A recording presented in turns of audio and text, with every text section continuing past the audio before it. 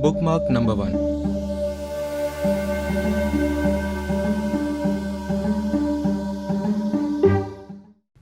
This is a podcast by the book club of IIT Gymkhana. Here, we will be talking about the various genres of English literature and how they have evolved over time to be what they are today. Genre is a style or category of art, music, or literature. Genres are awesome because they fulfill reader expectations. We buy certain books because we have enjoyed similar stories in the past. Reading these novels gives us a sense of belonging. In the first installment today, we shall talk about the super exciting and mysterious detective fiction. It is one of the most popular ones. A subgenre of crime or mystery fiction, DF is all about a sleuth investigating a crime, making startling discoveries towards the end.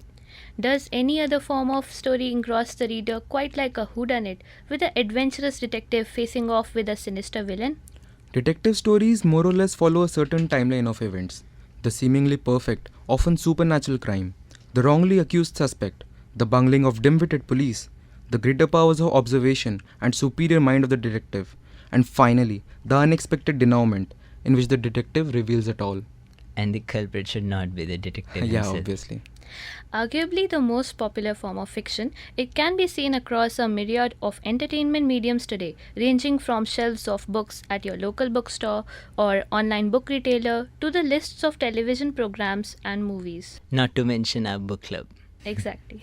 Since this is a short account of the detective fiction genre, it will inevitably make some pretty glaring omissions. We'd love to hear from DF aficionados in the comment section below for any interesting takes on mystery and detective tales. Alright, let's start with how it all began.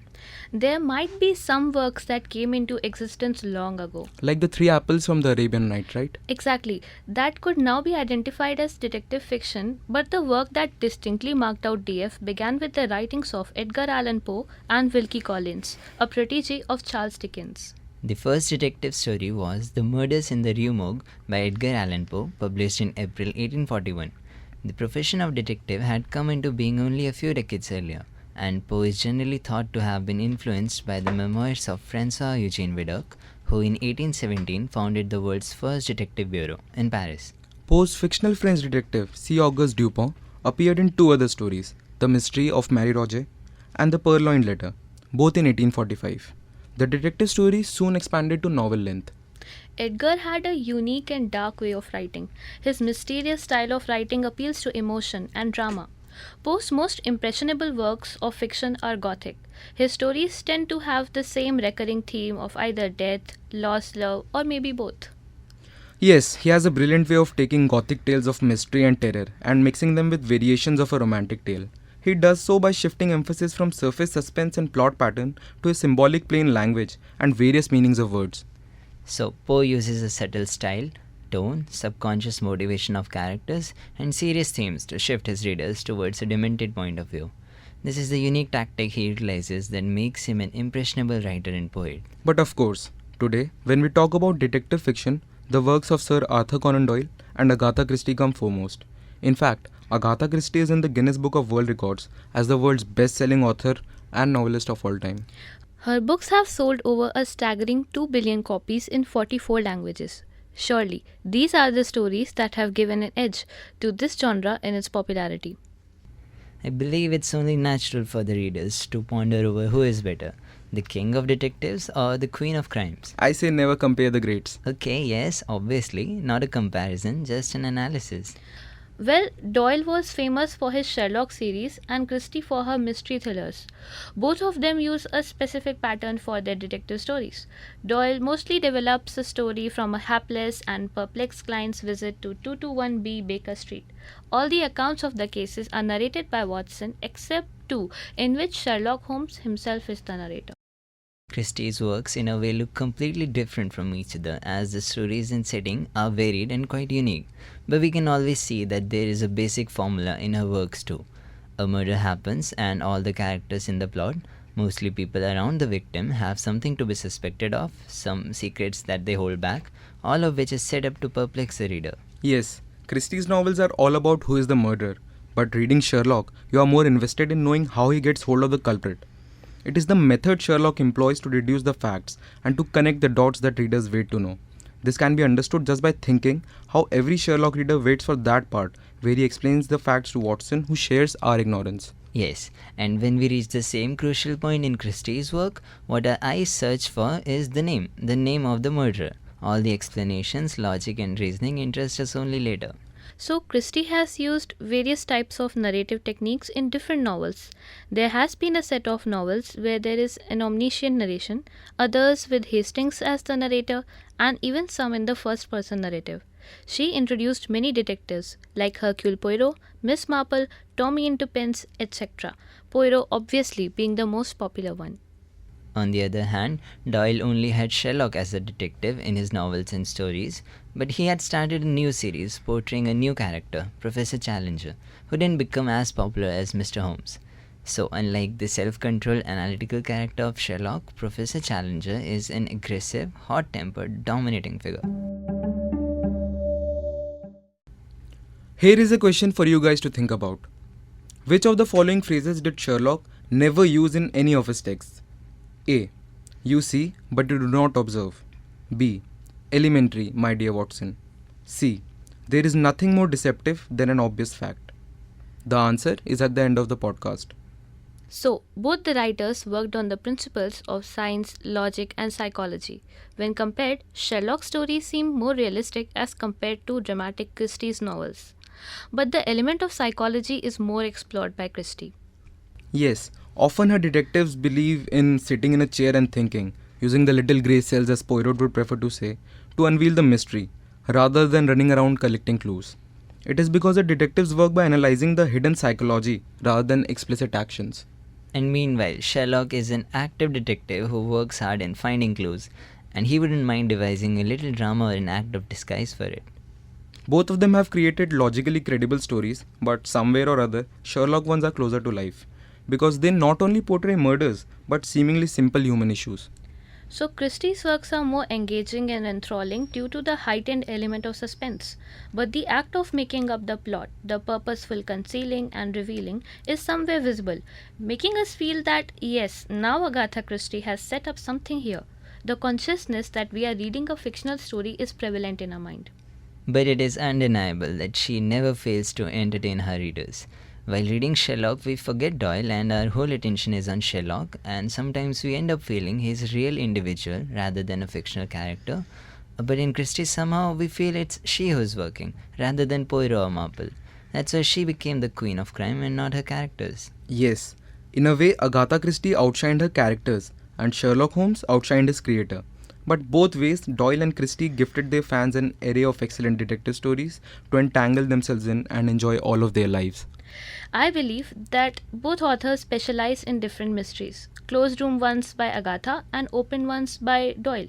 Methods are also different. Poirot tackles the case with a psychological aspect, but Holmes uses observational deductions. Christie's famous works include The Murder of Roger Ackroyd, Murder on the Orient Express, And Then There Were None, and The ABC Murders. While Conan Doyle's famous works include A Study in Scarlet, His Last Bow, The Hound of the Baskervilles. Basically any Sherlock Holmes novel? Yes, basically any Sherlock Holmes novel. Also The Lost World, in which we have a character of Professor Challenger. With evolving times, detective fiction has become a less prominent subgenre in the crime fiction category. And while the literary additions to the traditional detective-centered fiction have sort of been replaced by more evolved settings, the genre is far from being dormant. With changing times, our next-door friendly spy has just changed mediums to get to us. That's it. Apart from numerous movies, there's a monstrous amount of TV shows based on detective fiction literature. Yes, so many so. That is very unfortunate. But people have loved it through and through. So it is very interesting to note how these adaptations have brought new life to DF. And the fact is that they have not just merely ripped off the literature, but have actively contributed to the genre too. That might actually be debatable. Sherlock, played by Benedict, arguably the most famous of DF-based shows today, has in my opinion not added much to the genre. In my opinion, the series show has tried to remain true to the source, but incorporating the modern day scenario into the stories of Sir Arthur Conan Doyle is a very big achievement. The characters feel same yet fresh, and the storylines have only been tweaked so slightly. Sir Arthur would, I believe, totally approve of this adaptation and be pleased that yet another generation is able to live the thrill of the Sherlock phenomena. And then there are shows like Hannibal. So, for a person reluctant to watch anyone except Anthony Hopkins play Hannibal the Cannibal, I could not have been more pleased with the series. It has only borrowed the characters from the source and created a new phenomenal world around them. Yes, the basic dynamics between the characters have been successfully retained as well. An interesting observation would be the change in gender of two of the major characters to female and addition of a show exclusive female character. This goes to say less about the lack of female characters in the original works. And I think this is a form of liberty that modern day adaptations can and should take. Yes. The show also does a great job giving Hannibal Lecter an ever so new demeanor. While the Hannibal of the great Anthony Hopkins from The Silence of the Lambs was a more, I dare say, creepy and daunting and theatrical figure, Hannibal as played in the TV show by Mads Mikkelsen is awfully subtle and refined. So, this goes on to show that literature has an infinite potential to brandish a new ego with every new adaptation. Yes, both shows have been immensely successful with very different approaches, but a common trend between the two and in the other DF adaptations today in general is romanticizing the psychopath. The air of mystery that surrounds a TV psychopath, their calculative and manipulative being, and their glorious depiction are apparently enough to make people look away from their heinous crimes. So the answer to the question asked before was B. Elementary, my dear Watson. This phrase has become synonymous with the Great Sleuth, but interestingly, it never appeared in the writings of Sir Arthur. A similar quote by Dr. Watson, "Excellent," I cried. "Elementary," said he. That did appear in the complete Sherlock Holmes. And that part, elementary, over time got associated with "My dear Watson," which is Sherlock's famous addressal, to become this iconic confabulation. If you got that right, congrats. It was not so elementary. Detective fiction has come a long way. The Harlean tropes and commandments of DF have softened to a great extent. Our tall, overcoat clad, hard boiled man is nowhere to be seen. His character can now be anything from a high school kid, Like Detective Conan. yes, to an investigative Great Dane. Looking at you, Scooby. Not only the rules, but the lines between good and bad have also blurred nowadays. And believe me, it is quite trendy to do so. Exactly. As a modern twist, DF is often fused with supernatural elements, an unreliable narrator, and emphasis on psychological suspense to give it a new appeal or a fresh approach, if you would. So, from Sherlock Holmes all the way to the upcoming Nancy Drew TV series, we can safely say audience just can't have enough of detectives, and they are certainly here to stay. So, this was the end of today's podcast. Stay tuned in for further updates. There are suggestions on DF Reads available in the club in the link description below. Be sure to drop by the club, bring your dear stalkers, and investigate for yourself. Ta-ta! Ta-da.